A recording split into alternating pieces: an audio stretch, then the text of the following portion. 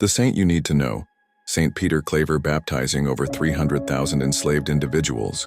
St. Peter Claver dedicated his life to serving those captive in the slave market. An ordained Jesuit, St. Peter Claver was sent to Cartagena, South America's chief slave market, to serve the poor. Struck by the miserable, inhumane treatment of the enslaved people, St. Peter Claver declared that he would be forever the slave of the Africans and spend the rest of his life serving these suffering people in whatever way he could. In Cartagena, Father Claver's vocal opposition to the slave trade and his service to the captive Africans was met with hostility. The locals ruthlessly mocked the simple and humble man while the authorities actively persecuted him.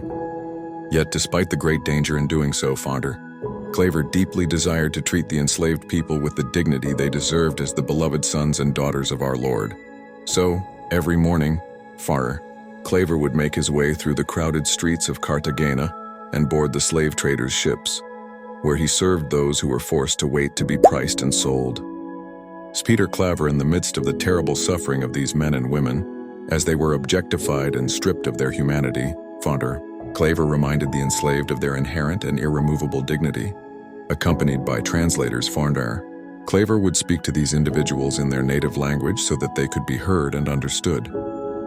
He would nurse the sick, bring clean water and food, and comfort the distraught and terrified captives. Kneeling on the hard, dirty ship floor, Father Claver would wash their feet with tender care. As these men and women endured the terrible weight to be sold in the slave market, Father Claver would teach them about the infinite love of God, about the person of Christ who shared in their suffering, and about the reality of heaven and salvation. In their moments of unimaginable darkness, St. Peter Claver brought them hope and dignity through the sacrament of baptism.